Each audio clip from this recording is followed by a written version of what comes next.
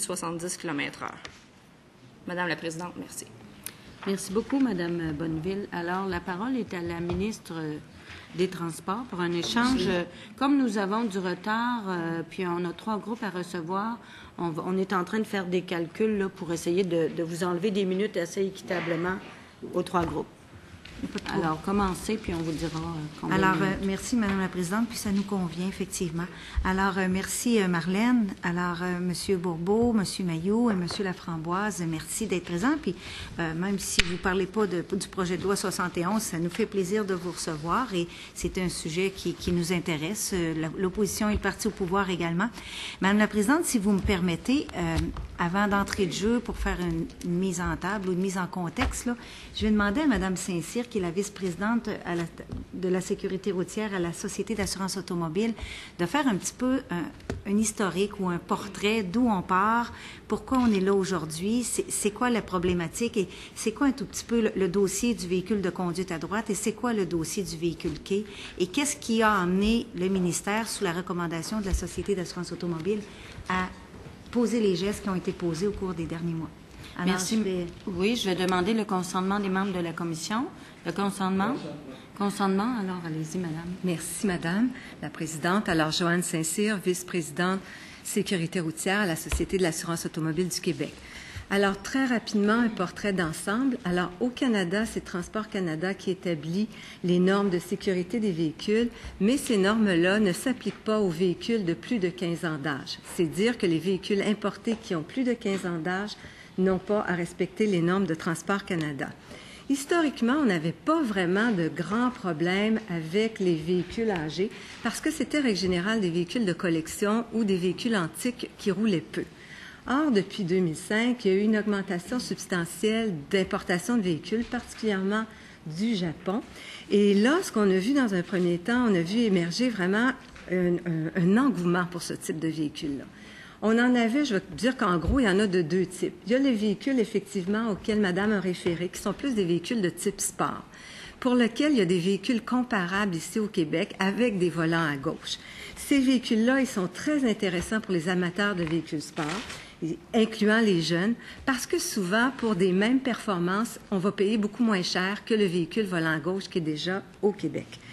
Alors donc, en gros, en date du 30 juin 2009, il y en avait à peu près 2130 au Québec. Ça, c'est un premier bassin, si on veut. On a des véhicules comparables, ils peuvent aller vite, ils coûtent moins cher.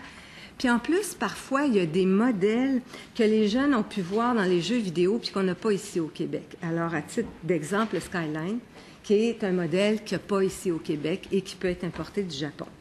Par ailleurs, il y a aussi les autres véhicules dont Madame a parlé, qui sont des véhicules quais, et que ce soit des cars, des petites autos ou des camions, qui, eux, effectivement, n'ont pas de véhicules comparables et qui n'ont pas nécessairement là, les mêmes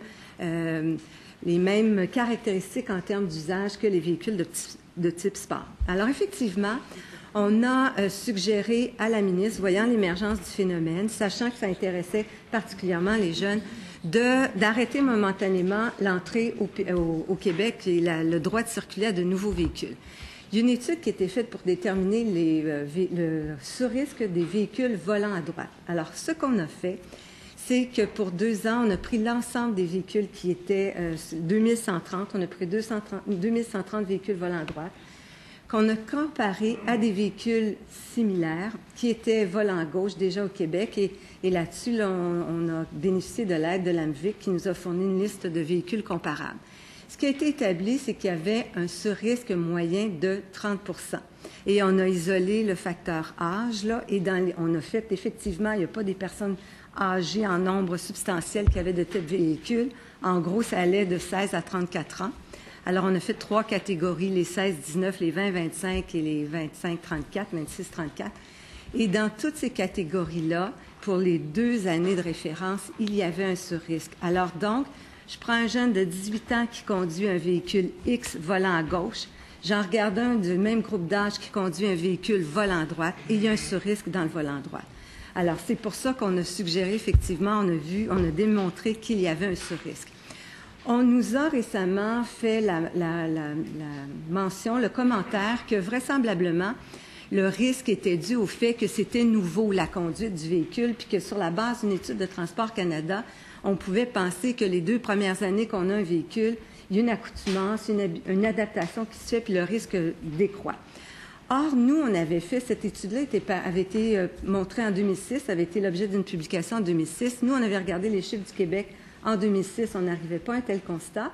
Et récemment, à la suite de la réception du commentaire, on a contacté Transport Canada, qui nous a confirmé qu'on ne pouvait absolument pas tirer une telle conclusion de son étude parce qu'eux n'avaient pas poussé l'examen des données sur le 0-2 ans, qu'il y a divers facteurs qui pouvaient là, être en cause. Alors donc, les véhicules volant droit de type sport se risquent sur la base de l'étude. Effectivement, on n'a pas ajouté les véhicules Key dans cette étude-là parce que, bon, c'était d'autres caractéristiques. Ce qui nous a interpellés par rapport aux véhicules Key, c'est que ceux qui étaient fabriqués avant les années 98-2000 n'avaient pas à subir de tests de collision, n'avaient pas à répondre à des normes de sécurité au Japon. Sur cette base-là, nous, on les assimile plus facilement aux véhicules de type là, basse vitesse, les véhicules électriques, qui ont aussi fort peu d'éléments de sécurité. Les véhicules de promenade réguliers, c'est à peu près 42 normes. Les véhicules basse vitesse, c'est à peu près 4. Et dans le cas des véhicules là, 98, 2000 et antérieurs qui viennent du Japon, il n'y avait pas de normes de sécurité à respecter.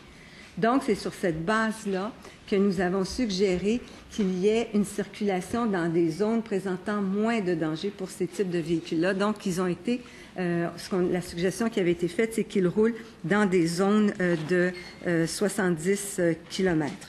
Alors, ce que je dois ajouter, c'est qu'effectivement, en ce moment, de tels véhicules de plus de 15 ans d'âge entrent au Canada parce que les normes de sécurité ne s'appliquent pas aux véhicules de plus de 15 ans d'âge.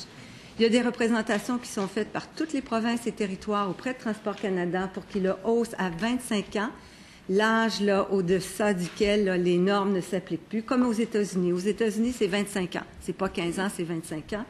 Et il y a de surcroît un travail qui se fait à l'échelle nord-américaine avec l'association qui s'appelle AMVA, l'association qui réunit tous les administrateurs en transport motorisé, parce que, bon, il en circule aux États-Unis. Dans la majorité des cas, notre connaissance, ce sont des véhicules plus de type hors route, là, dans les cas des Key.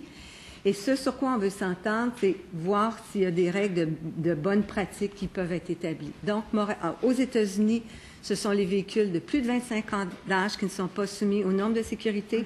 Au Canada, c'est 15 ans. Il y a des pressions qui se font sur Transport Canada pour que ce soit haussé. Dans l'intervalle, pour éviter que le problème grossisse, parce qu'on a conclu à un cas de surrisque dans le cas des véhicules sport, qu'on a conclu à l'absence d'éléments de sécurité dans le cas des Key, nous avons fait les suggestions que Mme la ministre a introduites là, dans un arrêté qui interdisait temporairement l'ajout de nouveaux véhicules par rapport à ceux déjà immatriculés. Merci. Alors, est-ce que j'ai des interventions de la part des... Oui, en réponse à Mme... Okay. Non, mais s'il y a des gens qui veulent intervenir suite à l'intervention de Madame Bonneville.